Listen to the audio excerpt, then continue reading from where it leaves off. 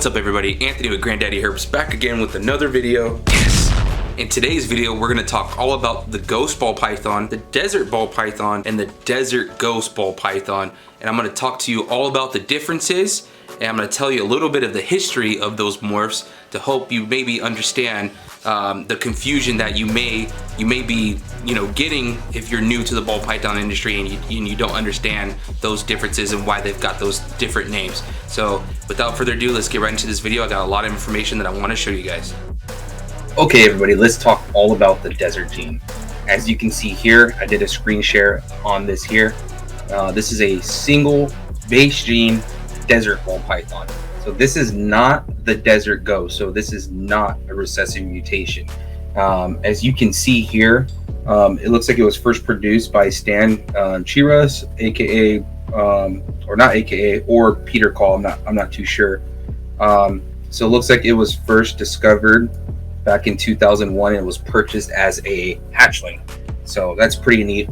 So single gene desert almost has that krypton coloration or the normal wild type coloration. It looks like it's got brighter than normal colors.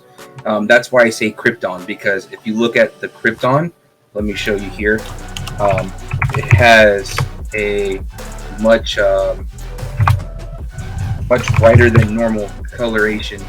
So let's go images, let's go krypton. So you can see here,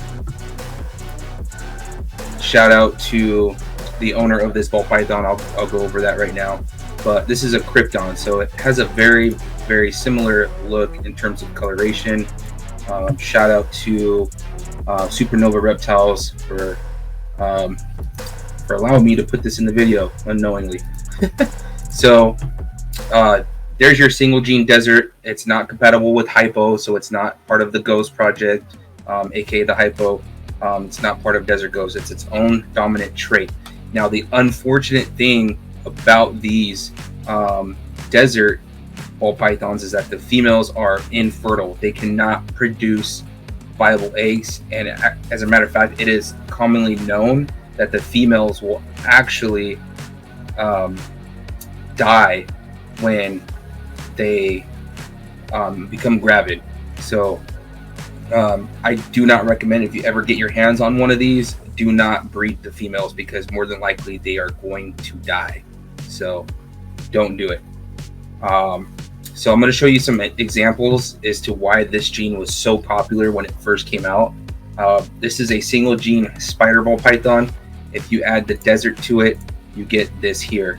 So cleans it up, works very similar to the desert ghost in the fact that it enhances the coloration and cleans them up. Very clean. Shout out to Oak Balls or OK Balls. Next example I want to show off real quick. We're doing this Chris Hardwick style. Shout out to Prime Reptiles. This is your gorgeous Orange Dream Enchi. Very beautiful animal. Orange Dream is bringing out all that orange on the side of the snake, cleaning it all up. Of course, the Enchi's giving you all the banding. You take desert, you stack it on top, and you get this beautiful animal. Cleans up the whole snake, makes the whole snake orange, just makes it so much brighter and nicer. This gene was really beautiful. It was nice, everybody was working with it, and then they discovered that the females had those issues. I'll give you one last example. We've got Black Sheep Exotics, AZ. Huge shout out. Here's an Enchi pinstripe. Very nice example as well. Really clean sides. Enchi's bringing up all of that yellow, reducing some of the pinstriping. Beautiful animal. But look, you just add desert on top and look what it does to that animal. It's just a shame that that project had to die down because of that. And there are a few breeders that are actually breeding it. Not too much. As you can see, it's got the lower availability ranking. If you scroll all the way down here, its relative availability has gone way down over the years, so not too many are being produced. But that is the desert gene. I hope there was some clarity by me explaining what this gene is and what it can do. Very select people are still working with it, and it's kind of cool to see the project still hanging on. But they make awesome, beautiful female pets, and really nice looking, males that can breed. The males can breed and reproduce. So I have a feeling that one day Somebody's going to take one of those and they're going to do something super crazy with it, and it's going to maybe open that market back up. Who knows? I think it's a better project to work with than the Skellis, but that's just my personal opinion. But we're going to get onto the Ghost, aka Hypo. Well, it's actually a hypomelanistic. Unfortunately, people call them Ghost, but I'll explain that when I start showing you some of the Ghost. Okay guys, so here we have a ghost ball python. Now, a hypo, aka ghost ball python, isn't a true ghost. A true ghost is actually an axanthic mixed with a hypomelanistic.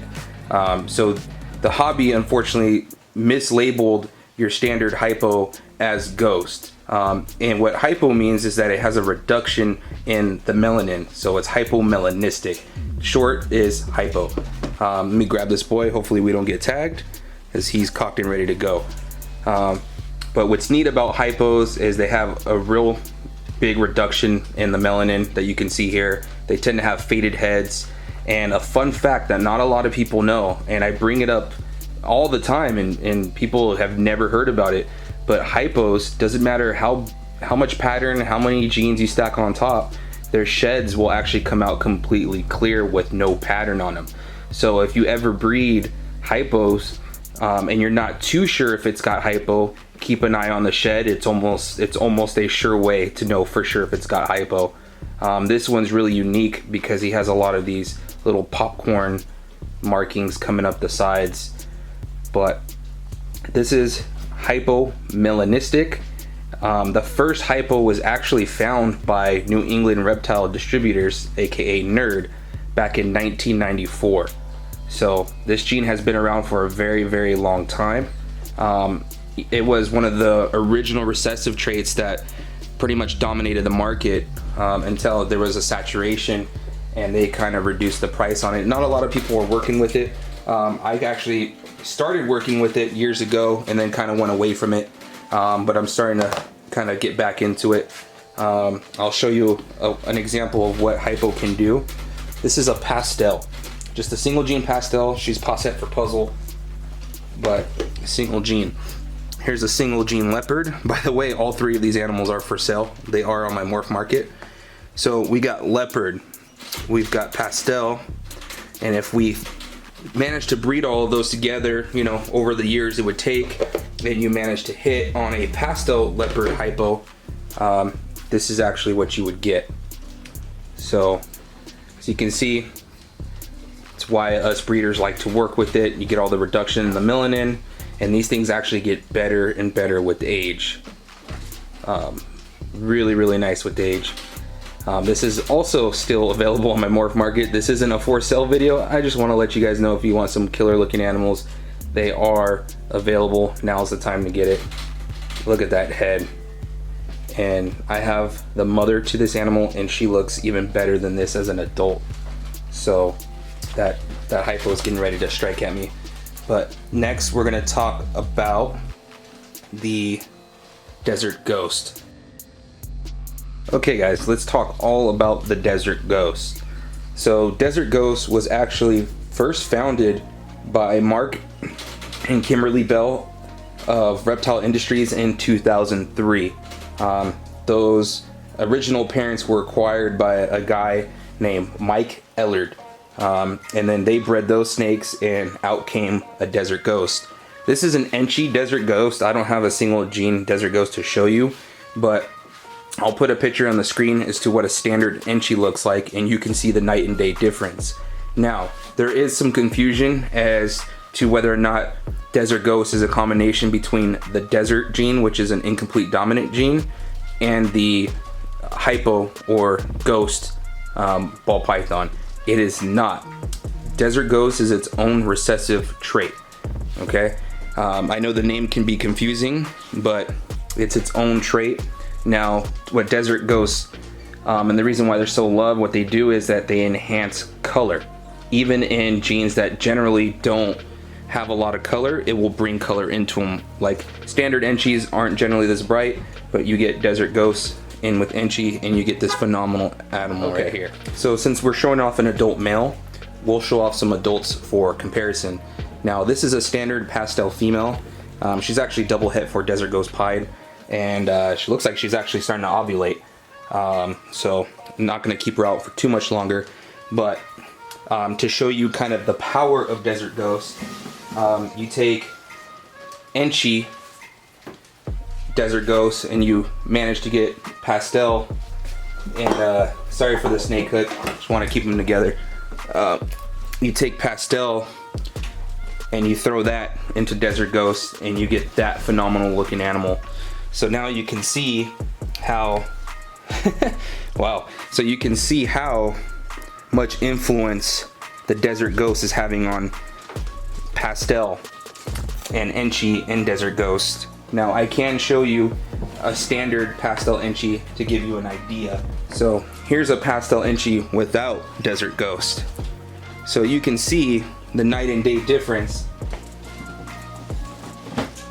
that the Desert Ghost is having on this combo right here. Look at that. Of course, got to do this girl a little bit justice. It looks like she may be going into shed. She's been pounding a lot of food lately, but still you can see the difference. So hope that clarifies the differences between Desert Ghost and Desert Ghost. They are all separate genes. The female Desert Ghost can reproduce, whereas desert females cannot reproduce. Hypo females can reproduce, no issues. There's absolutely zero issues with reproduction when it comes to Desert Ghost and Hypo, aka the Ghost.